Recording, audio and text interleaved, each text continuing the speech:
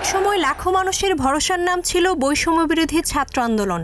স্বৈরাচার বিরোধী গণ অভ্যুত্থানের অন্যতম মুখ হিসেবে আত্মপ্রকাশ করা এই প্ল্যাটফর্মটি আজ নিজের অবস্থান নিয়ে পড়েছে দ্বিধা ও বিভ্রান্তির ঘূর্ণিতে। এমন মন্তব্য করেছেন গণ অধিকার পরিষদের সাধারণ সম্পাদক রাশেদ খান, যিনি সামাজিক যোগাযোগ মাধ্যম ফেসবুকে এক দীর্ঘ পোস্টে নিজের উদ্বেগ প্রকাশ করেন।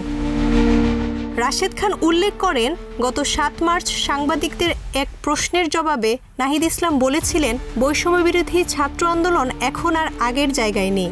এখান থেকে একটি ছাত্র সংগঠন তৈরি হয়েছে এবং রাজনৈতিক দল গঠিত হয়েছে।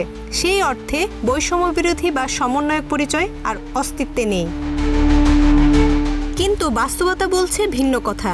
তিনি বলেন, সম্প্রতি বৈষম্যবিরোধী ছাত্র আন্দোলনের একটি কাউন্সিল অনুষ্ঠিত হয়, যেখানে জাতীয় নাগরিক পার্টি এনসিপির সম্পৃক্ত নেতারা ভোটার হিসেবে অংশ নেন। এমনকি ভোট গ্রহণের স্থানও ছিল এনসিপির কার্যালয়। কাউন্সিলের মাধ্যমে নতুন নেতৃত্ব নির্বাচিত হওয়ায় স্পষ্ট হয়ে ওঠে প্ল্যাটফর্মটি আবারও সক্রিয় এবং নাহিদ ইসলামের বক্তব্য বাস্তব অবস্থা থেকে দূরে।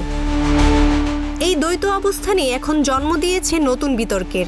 গণ অধিকার পরিষদের এই নেতা বলেন, ইতিপূর্বে প্ল্যাটফর্মটির কিছু নেতার বিরুদ্ধে নানা অনিয়ম ও অভিযোগ উঠেছিল, যার জেরে একসময় অনেকে প্ল্যাটফর্মটি স্থগিত রাখার দাবিও তুলেছিলেন। কিন্তু এখন এটি আবার সক্রিয় হওয়ার পর আংশিক ও দলনির্ভর রূপে ফেরার আশঙ্কা করছেন গণ আন্দোলনের অন্যান্য স্টেক হোল্ডাররা।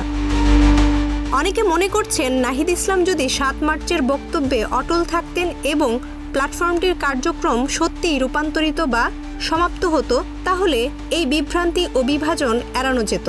বরং এখন আশঙ্কা তৈরি হয়েছে, এই প্ল্যাটফর্মটিও হয়তো এক সময়কার বিতর্কিত মুক্তিযুদ্ধ মঞ্চের মতো ঘৃণার প্রতীক হয়ে উঠবে। বিশ্লেষকদের মতে, এই প্ল্যাটফর্ম যদি সার্বজনীন চরিত্র বজায় রাখতে পারত, তবে তা ভবিষ্যতের বৃহত্তর গণসংগ্রামে একটি গ্রহণযোগ্য ও নিরপেক্ষ কেন্দ্র হয়ে উঠতে পারত। কিন্তু বর্তমান পরিস্থিতিতে এটি কুক্ষিগত নেতৃত্ব ও দলীয় ছায়ার অধীনে পরিচালিত হওয়ায় এর কার্যকারিতা ও বিশ্বাসযোগ্যতা দুটোই প্রশ্নবিদ্ধ হয়ে পড়ছে।